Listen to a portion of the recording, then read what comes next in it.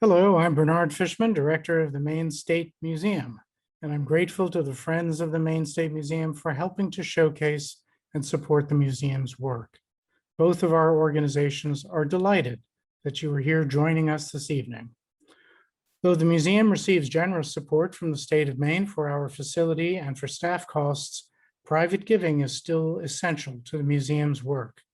Now that the museum is closed for an extended period, while the cultural building receives necessary repairs, we are especially grateful for the support of the friends who are bringing you tonight's program. And we are grateful to all of you. I'll be back a little while later to share a story with you, but first, let me introduce Friends President Linda Frinsko, who will tell you more about what's ahead for tonight. Thank you so much, Bernard.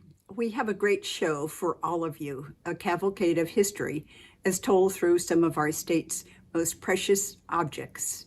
Even though a worldwide pandemic put many of the state's 200th birthday celebrations on hold, we didn't want to miss our chance to propose a toast to the state's bicentennial, even if we now reached its 201st year. We're also honored to have with us tonight, virtually speaking, some friends in government at the county, state, and national levels. Stay tuned to see just who we mean. And they'll propose special toasts to key events in Maine's history. Some of the museum's wonderful staff members will share interesting stories showcasing important items in the museum's collections. Some of those may be familiar, and others have rarely been exhibited. Later on, we'll feature a delicious cocktail and mocktail, and we'll announce our auction winners. Your generous support tonight plays an important role in the renewal and growth of our much treasured Maine State Museum.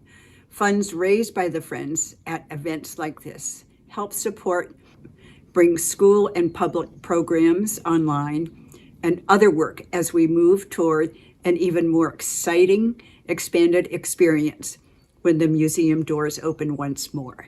So thank you. And now here's board member April Tardif. Hi, everyone.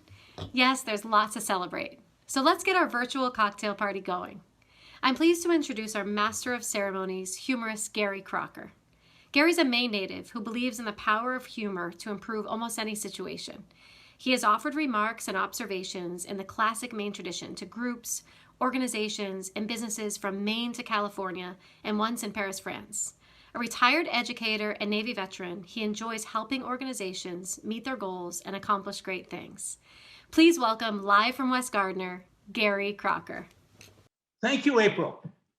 I'm happy to be your host for this virtual cocktail party to celebrate Maine's 201st birthday.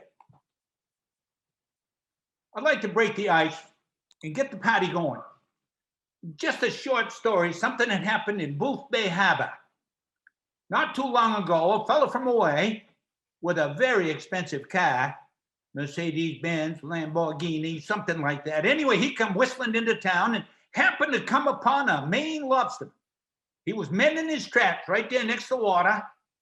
Fella pulled over and watched the lobsterman for a while and was quite intrigued. So eventually he got out of his car, walked down over the lawn, down to where the lobsterman was working, and stood there and studied what he was doing. And after a while, he couldn't help himself. He says, Jesus, nice place you got here. A nice place to work. Boy, nice view. This is a beautiful harbor. Lobster said, yeah. Kept it on working. Fella couldn't help himself, had to fill the air with words. He said, you know, I've traveled the world. I've been everywhere. I've been to both poles. I've been on every continent. I've visited the crowned heads of Europe. Even been to the White House and visited the President of the United States. I've done about everything there is to do. I've seen everything there is on the planet. I've traveled the whole globe. I'm just curious. A man like you, we're working local like this. I'm just curious. You travel at all? Lobsterman said, no. He said, no, I didn't have to. I was born here. See, that's how we see the world. Everybody's looking for the center of the universe. We happen to be living in it. So I'm thrilled tonight because we're going to show you some of our history and how we came to build this wonderful place we call Maine. Maine is truly a special place, and our history is worth celebrating. This has been a challenging time for the Maine State Museum. But even while the doors were closed, the museum staff members have been working extra hard. In fact, they've even worked extra hard on this event tonight. Your support tonight means a lot to all of us. Tonight, you're going to hear interesting stories about some unique items in the museum's collection.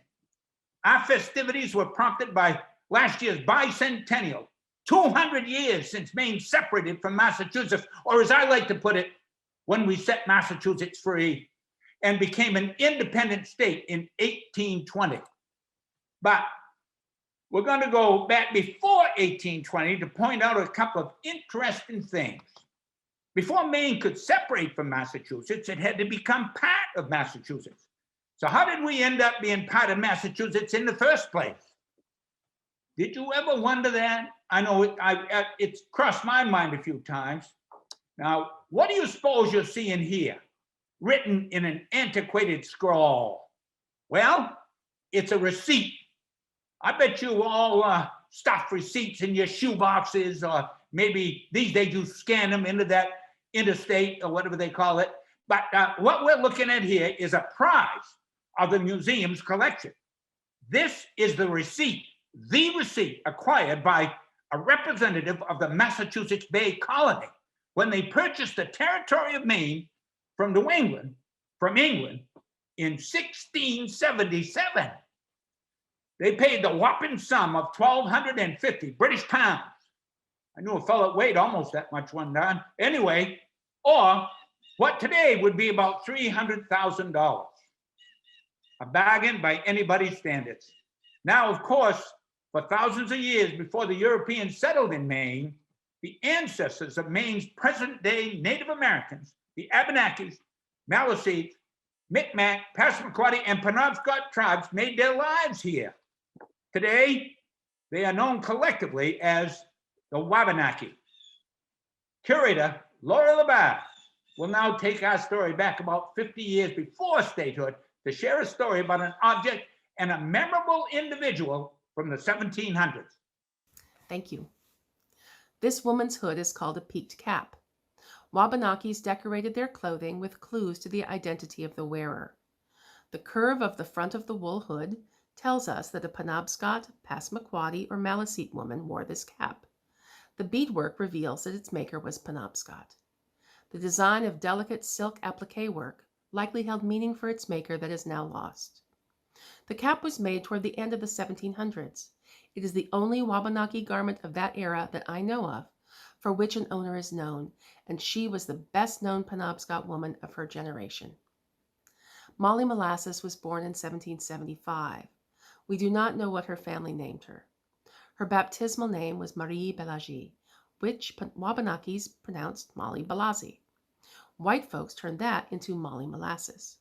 When Molly was born, there were very few Euro-American settlers in the Bangor area, and her family lived much the way their ancestors had. When she died in 1867, Bangor was the lumbering capital of the world, and life was different than Molly could have imagined as a young girl.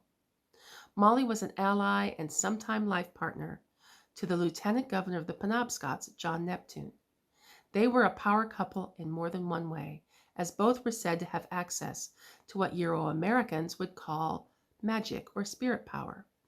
Molly had a strong will and did not suffer fools. Her life was not easy.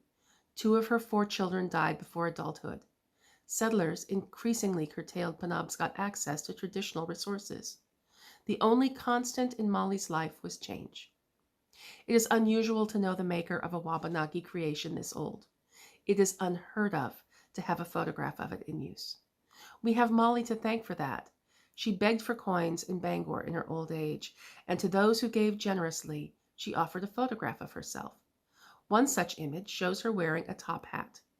This one shows her wearing her peaked cap, a memento of her youth and an emblem of her identity as a Wabanaki woman and a member of the Penobscot Nation. Thank you. You know, thank you, Lori. First of all, I'm a keen student of Maine's history, but I think I'm going to learn a lot of interesting things this evening. I hope you are too. So let's return to our big anniversary and the subject of statehood. Museum archivist Zach Selly is going to tell us about a very interesting painting, actually about several paintings that can be associated with our next milestone, the state capitol building and the first convening of the Maine state legislature. Most of us have seen Gilbert Stuart's Washington at Dorchester Heights. General Washington stands beside his horse on a high ridge, the city of Boston visible in the distance, smoke still billowing from the victorious Revolutionary War battle the painting commemorates. Stuart's painting referenced his unfinished Athenaeum portrait of the first president, the one we know from the $1 bill. That work, so famous that it was invitably and frequently copied. Stuart and his daughter both made multiples to ease cash flow, as left-gifted artists produced copies for sale or commission. Now, as to this copy, 60 years after the events at Dorchester Heights, 30 years after the original Stuart painting, 16 years after Maine achieved statehood, and 4 years after the State House was completed, the people of Maine acquired this, their very first public and patriotic work of art, in 1836. But there was a hitch. Maine now boasted one of the country's most beautiful and modern capitol buildings that had been constructed at the outrageous cost of $145,000. Little was left to furnish it with fine art. The state had previously turned down acclaimed painter Rembrandt Peale's Washington portrait due to lack of funds. But in 1836, George Endicott of New York offered to deliver an impressive 8-foot by 5-foot copy of Stuart's Washington at Dorchester Heights on loan for a mere $1,000. Augusta's Gospel Banner newspaper reported that the portrait was not purchased, but it ought not be suffered to leave the capital, and Mainers clearly took this idea to heart, for it remained on loan and 11 years passed before Endicott politely inquired whatever had become of his $1,000 payment. No reply, he wrote again in 1848, offering the state a deep discount down to $600 or $700, but again, no answer. It was not until 1860, after Endicott died, that his widow suggested that legislature either acquire the painting for a mere $300, or she would trouble them to, and I quote, have the painting carefully rolled and the frame boxed and forwarded by railroad and steamboat. Responding to this ultimatum, they sent along the more affordable payment and officially acquired the painting at last. And if the presence of the portrait in Augusta prompts you to wonder whether Washington ever visited Maine, we know from his diary on November 2, 1789, he stopped to fish near Kittery. Eyewitnesses reported that the president trolled in vain. Local man Zebulon Wiley passed him a line with a fish on it so he could reel it in. For this, Washington bestowed on his benefactor a silver dollar. That's a fun fact, Zach.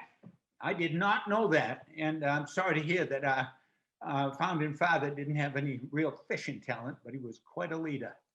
And now, here comes our first toast from my good friend, State Senator Jeff Timberlake. When Maine became a state in 1820, my family had already been working the farm in the orchard in Turner, Maine for 17 years. As the documents that finalized the creation of the state were signed, my entire family moved from Massachusetts to Maine without lifting a finger. Today, the 9th generation of that family still working that same farm and orchard consider themselves proud Mainers. 12 years after Maine became a state, the first session of the first state legislature convened, and I think it's appropriate to mark that occasion with a toast.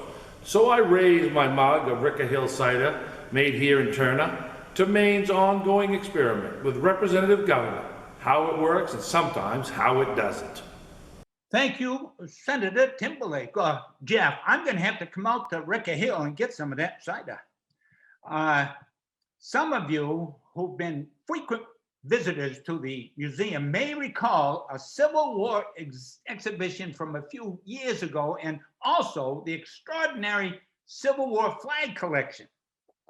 That is the first in the nation to be conserved and exhibited. Lead educator David Hunt is here to tell us about another special Civil War artifact owned by the museum. Thanks.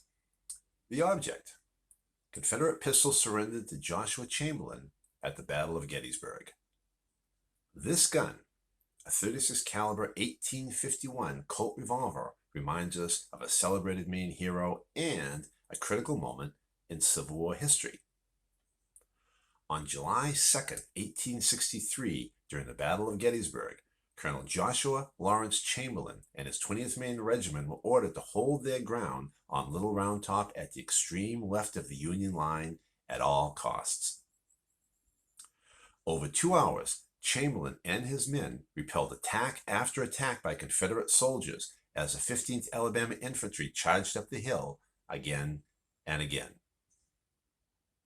As the Alabamans prepared for another assault, Chamberlain, realizing his regiment was exhausted, beset with casualties, and low on ammunition, quickly devised an unusual maneuver. He ordered a bayonet charge down the hill, instructing his men to form a great wheel and close in on enemy troops like a swinging gate. 200 screaming Maine men hurled themselves toward the Confederates, throwing them off guard and allowing the Union to regain the upper hand. In a memoir 50 years later, Chamberlain described the moment when Confederate officer Robert Wicker flew at him with a sword in one hand and a large revolver, this revolver in the other. Wicker fired toward Chamberlain's face, but just missed him. When Chamberlain pointed his saber directly at Wicker's throat, the soldier handed over his 2 weapons and gave himself up as prisoner. When the fierce battle for Little Round Top ended, Confederate officer Oates ordered the Alabama men to retreat. 40 Mainers had been killed and many more wounded, but the 20th Maine Regiment had taken more than 400 prisoners and held their ground.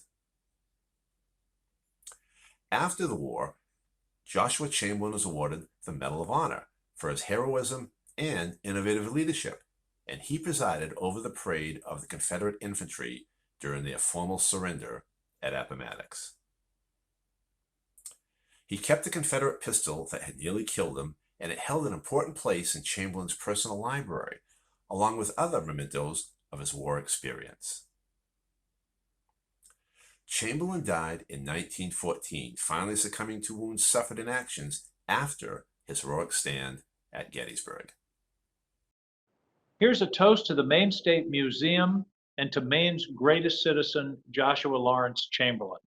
Tonight is a night to honor Chamberlain, to honor the museum, to focus on some of the important artifacts that they have that connect us all to our history.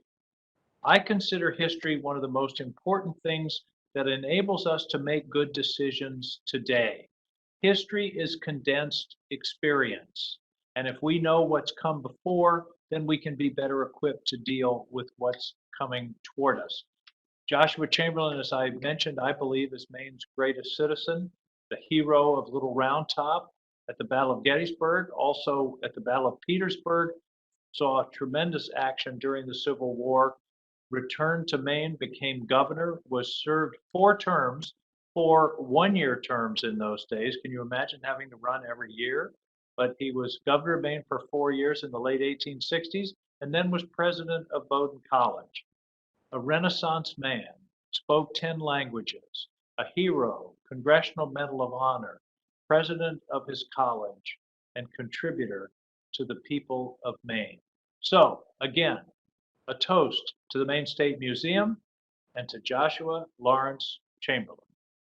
Thank you, Angus. We appreciate your kind words. You're not just a wonderful governor and senator, you're also quite a motorcycle rider, and I've enjoyed those rides, mister. Anyway, thanks for participating this evening. We appreciate it. And for all you do to represent our great state down in Washington.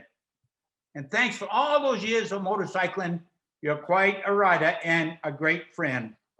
So let's move swiftly forward 50 years into the 20th century and land, sadly, at yet another military conflict, this time a global one.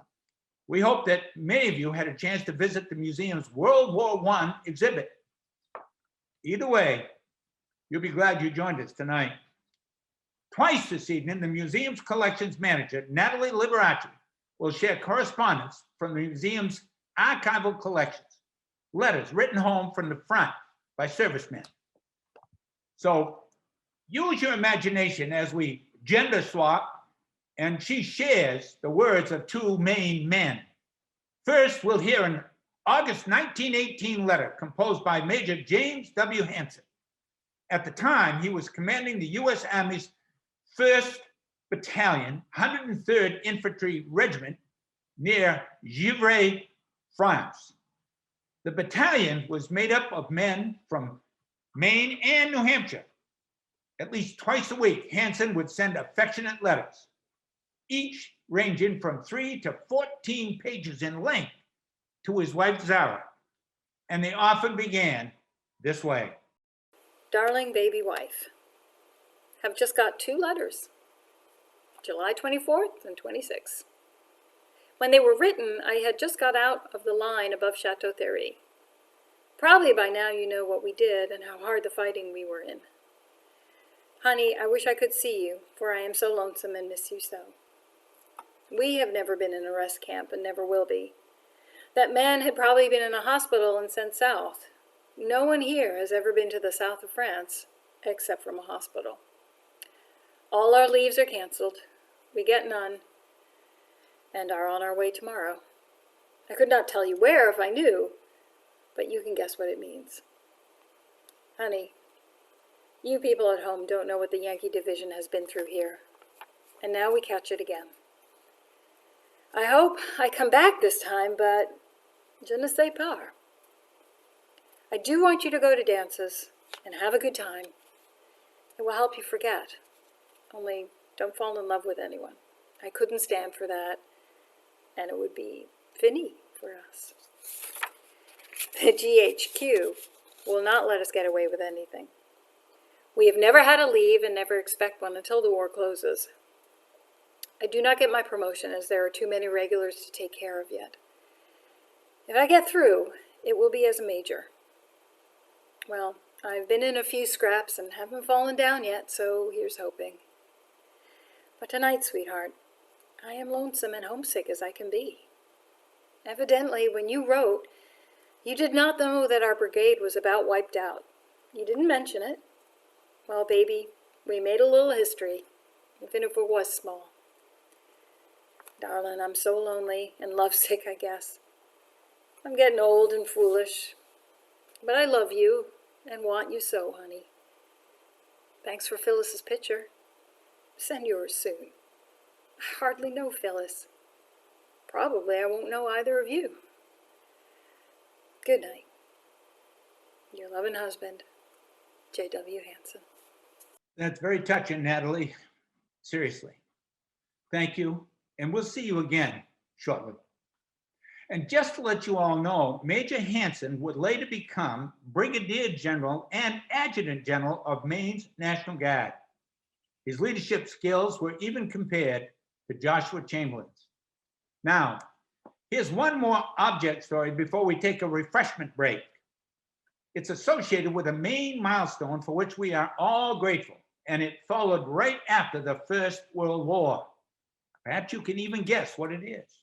Here's the museum's Deputy Director, Sheila McDonald. This wonderful campaign pin depicts Maine's state tree surrounded by the words Dirigo, Votes for Women. With it, we see a small, rare, and powerful symbol of the campaign for women's voting rights in Maine, and we encounter an important chapter of a larger story still debated today, namely access to the vote.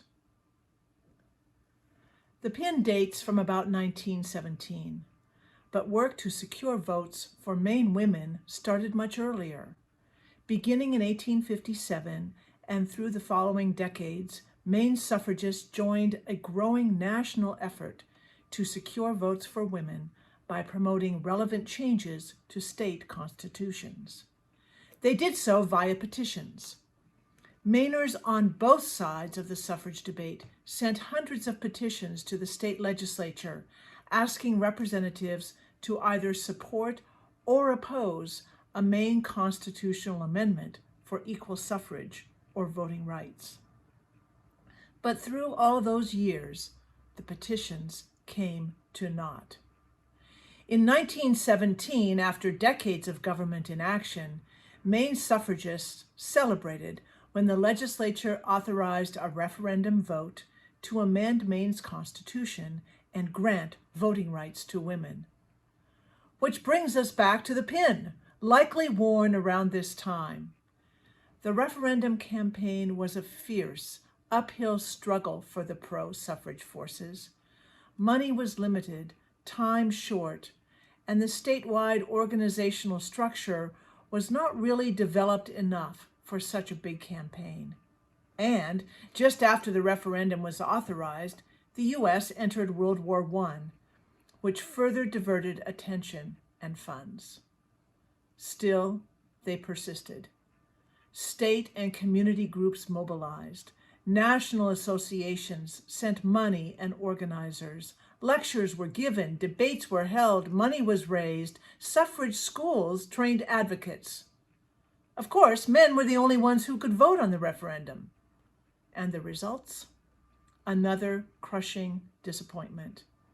Male voters defeated the referendum nearly 2-1, with Auburn and Rockland the only two communities voting in favor. In 1919, at the end of World War I, the U.S. Congress put forward a federal constitutional amendment, bypassing the efforts of individual states to amend their own constitutions. 36 states were required to ratify the amendment. In Maine, the legislature approved it, and Maine became the 19th state to support the 19th Amendment in the year 1919. Known as the Susan B. Anthony Amendment, the 19th was, and still is, the single largest extension of voting rights in American history, and the result of a lengthy, unprecedented effort by thousands of women over many decades to secure a basic right of citizenship. Now that's worth a toast. So here's to the joy and privilege of voting, to Maine's extraordinary suffragists, and to the number 19.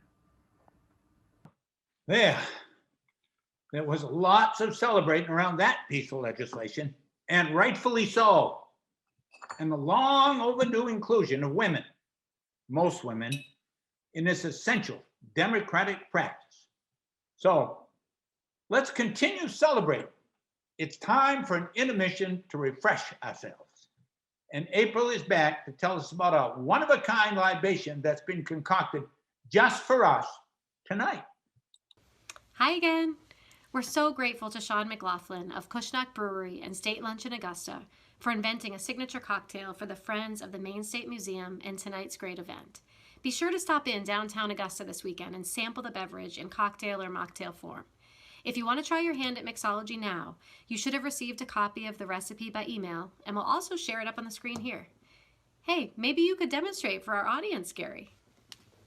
Well, actually, what we've done is walk through it, and I actually have one. I was going to try to model it, but I get a little nervous about my shaking. I'm afraid it's going to spill some of the liquid into the computer, so I didn't do it. But we're going to walk through it. What you need is, if you didn't have a chance to do it, we've infused our tequila with cucumber all afternoon. And we gave it a whirl. My lovely wife, Ellen, actually made it for me just a minute ago. Step one, pour your concoction into a cocktail shaker, approximately 2 ounces of tequila. I'll leave this part out if you're going to do the mocktail version instead.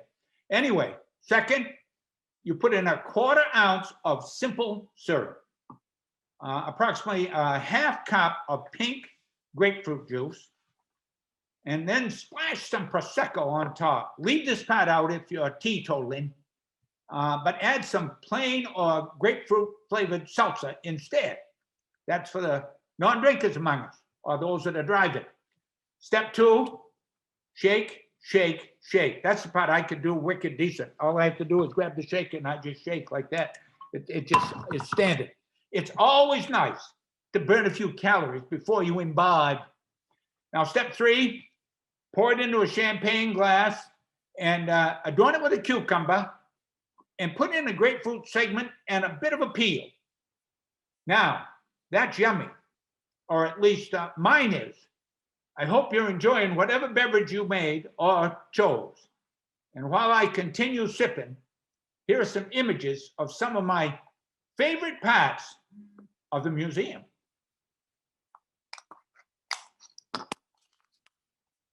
This right here greets you when you come in. This is the incredible Lion locomotive that greets us all on the ground floor of the museum. And this here, that's the Hull and Deccan from the St. Mary, which was built and launched in Phippsburg in 1890, but was wrecked off the Falkland Islands.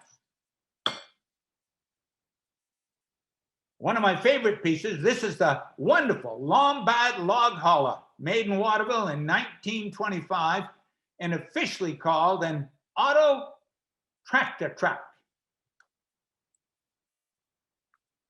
Well, this one here, only 2 of these critters are actually part of the collection. But don't they look ferocious? But you can pick out the 2 that are part of the collection.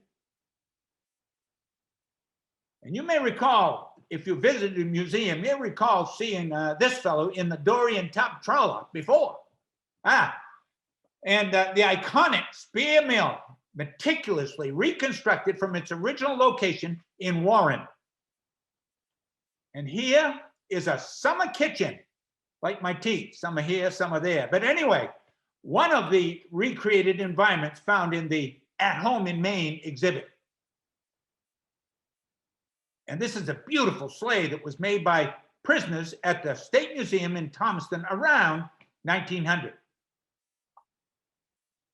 This handsome Burroughs car from a year later, built in Portland, and the last surviving gas-powered vehicle made in Maine.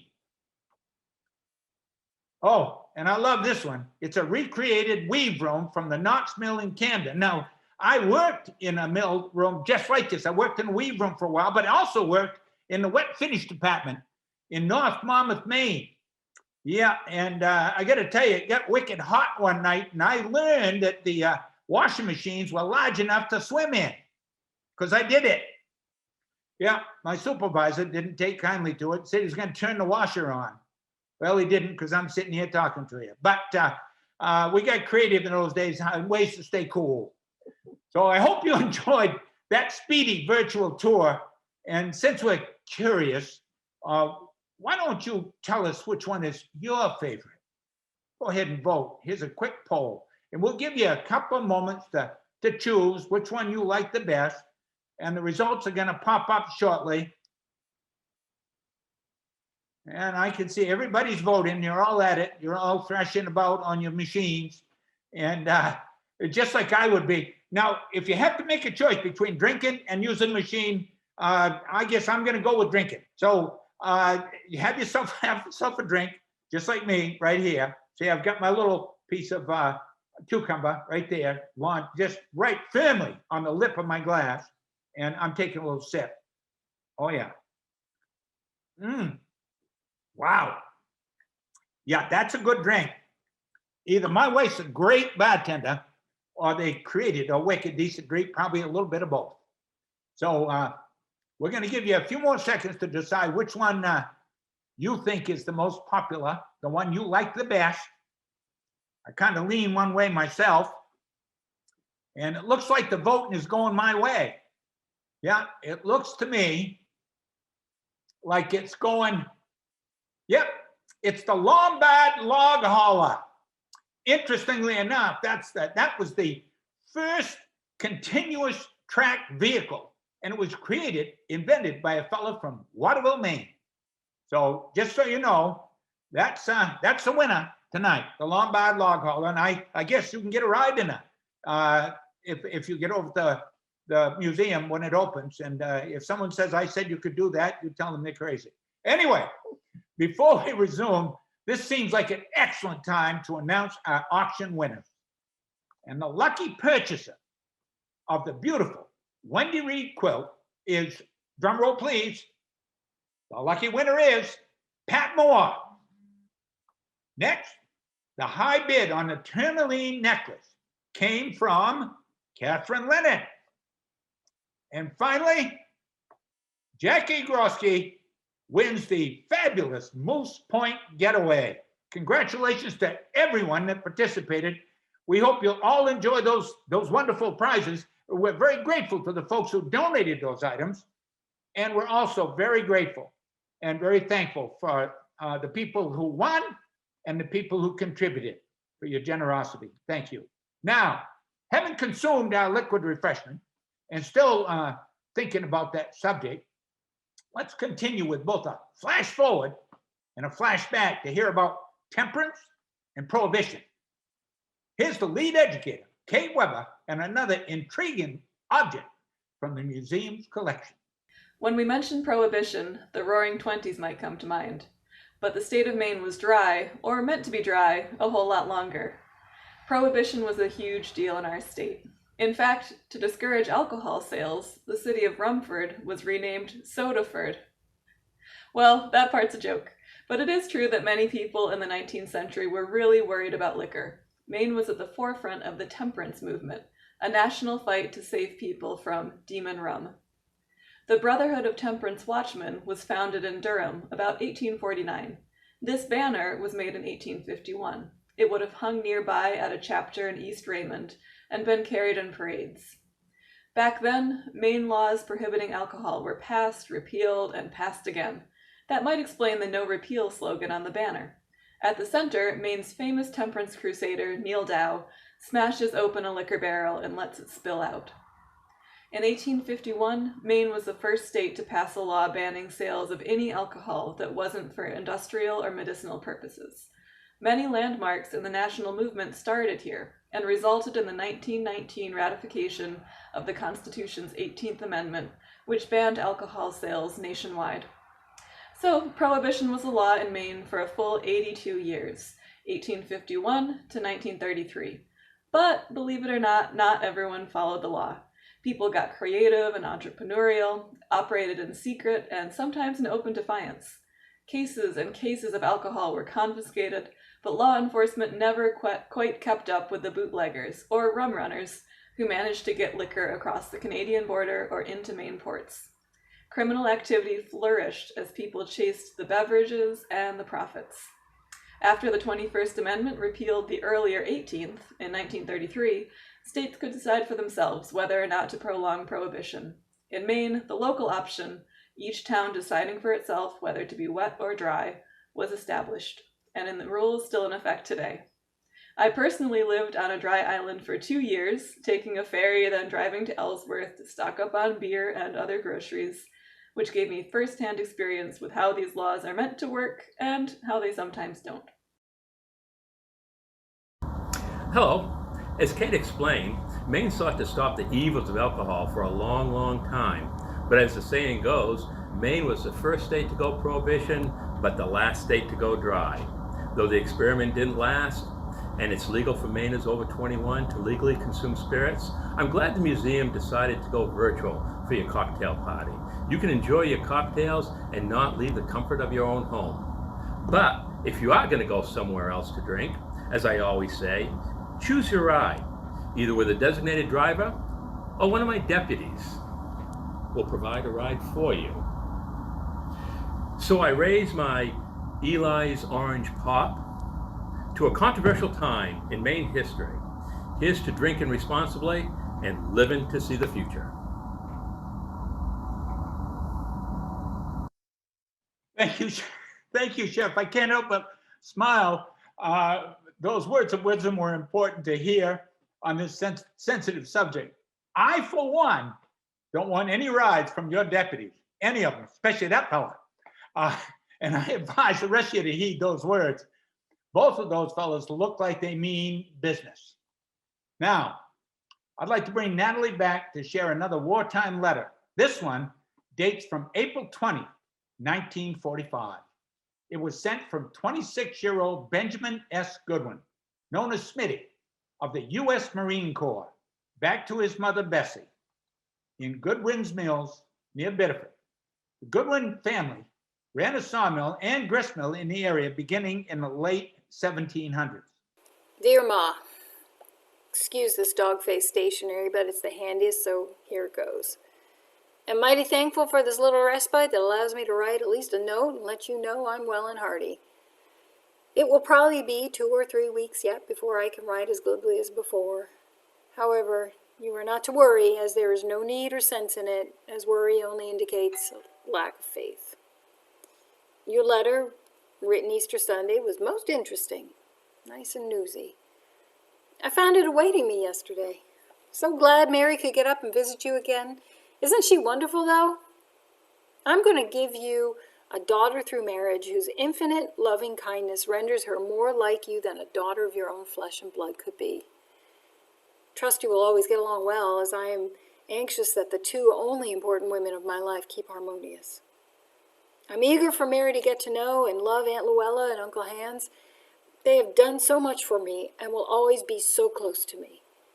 I want them to get caught up on loving my wife-to-be. If they haven't met already, fix it up, will you? Hey, have you got the window awnings out yet? They dressed the place up, so hope you will get them out early. Also, know you'll spruce all the flower beds up the way we had them last summer I was home. Oh, speaking of flowers, how about sending me some seeds for my new tent surroundings as soon as I get settled again? Address will not change, so send them as soon as convenient. If I shouldn't get a chance to write again before Mother's Day and your birthday, you know, without my repeating, how proud I am of you and how thankful. Each year, I appreciate you more and more than the year before, if it's possible. Take care of yourself, and don't worry, Bible's open. Love, Smitty. Well, Smitty's reference to his fiancée, the planting of seeds, and his clear devotion to his mother are made extremely poignant when we learn the distressing fact that only 5 days later, on April 20th, while flying on a mission out of Iwo Jima, Goodwin's plane crashed, killing all on board. He's buried in a military cemetery on that very island. Back in May, nearly 300 people attended memorial services with military honors at Goodwin's Mills Methodist Church. And so, let me turn serious now and propose a special toast to all of Maine's veterans, those we've lost, and those to whom our profound indebtedness continues today. Now, there would be more than 70 years of lively Maine history to bring us up to the present, with lots of milestones in human rights legislation, voting rights for Native peoples, environmental advances, plus an Olympic marathon winner, a Senate majority leader, and a Secretary of Defense from Maine, not to mention the first female Mainer in space. And while the museum has lots of objects to represent some of those uplifting subjects, our time is too short to account for that many anniversaries or milestones. The celebration of Maine's 201st birthday was our fundamental premise. So here's the museum's director, Bernard Fishman, again, to help us wind toward a close. He'll tell us about a Maine object that spans 2 full centuries. Thanks, Gary. Within 3 months of Maine's establishment as an independent state, a state seal was adopted on June 9th, 1820. It was conceptualized by Isaac Reed, a representative from Waldoboro who had actually opposed statehood, and it was sketched out, supposedly, by Dr. Benjamin Vaughan of Hallowell, and then embroidered into a sample design by Reed's stepdaughter Bertha Smouse.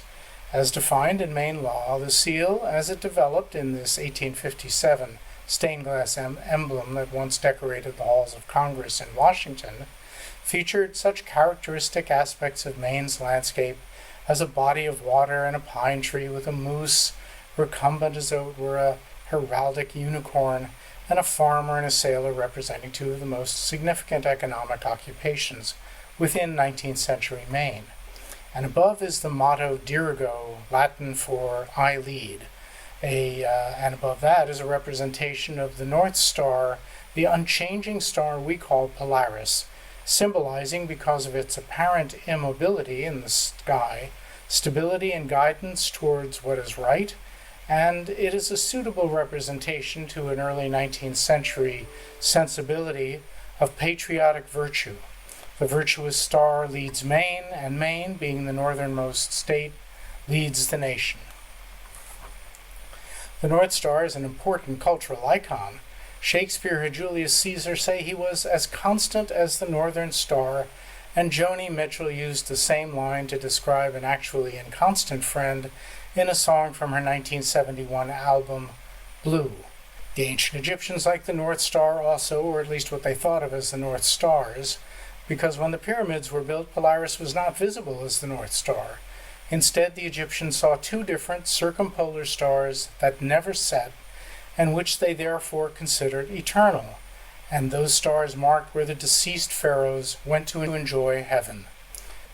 The Great Pyramid, built about 2600 BC, was provided, as you can see, with two shafts sloping upwards from the royal burial chamber so that the king's spirit could fly out of his tomb and join those stars whenever he had a mind to do so.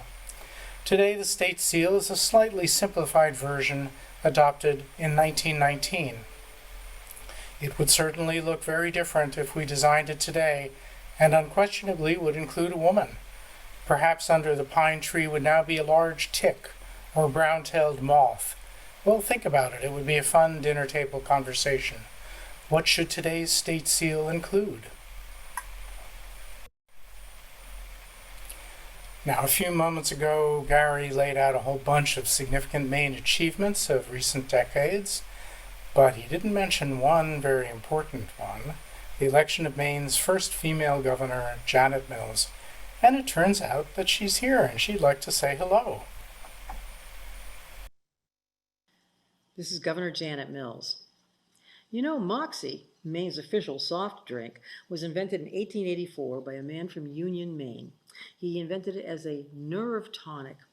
Well, Mainers have always been known for our gumption, our nerves of steel, and our ability to endure hard times.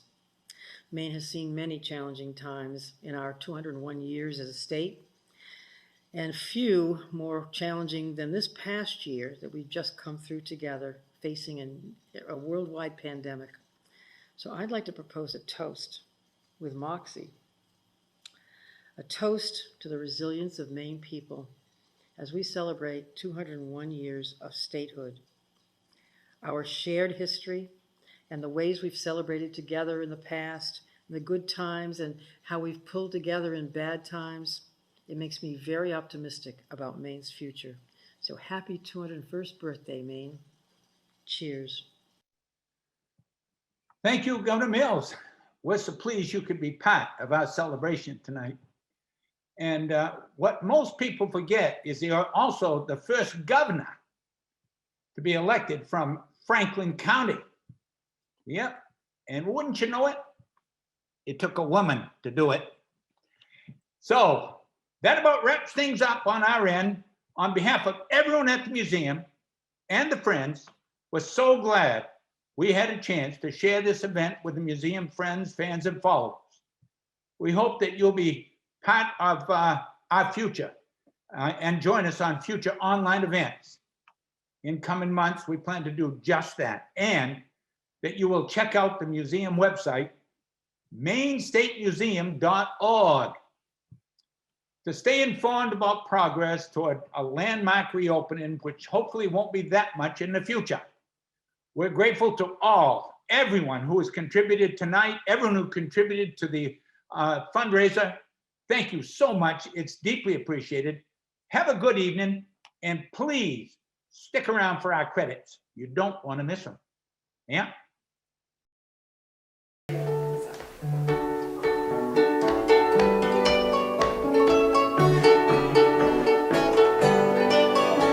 I see a beacon on the rocks above the swirling foam, a shining light that through the night is welcoming us home. And in the morning standing proudly in the rising sun, it signals to all wanderers their new day has begun. The lighthouse on the shore, wherever we may roam, the lighthouse on the shore will guide the traveler home. The lighthouse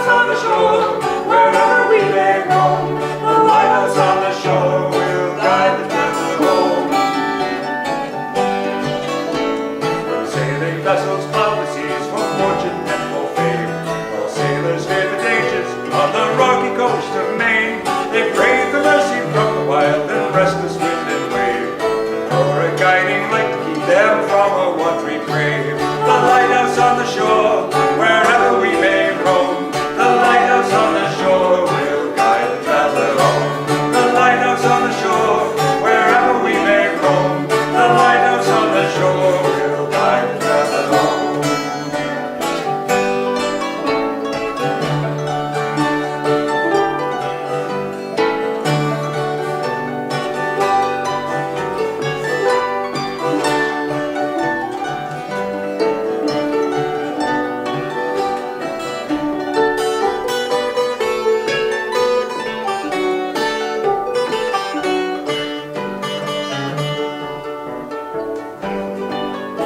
Our fathers built the lighthouse for the benefit of all, for ships of every nation, for vessels great and small, just as it lifts the spirits of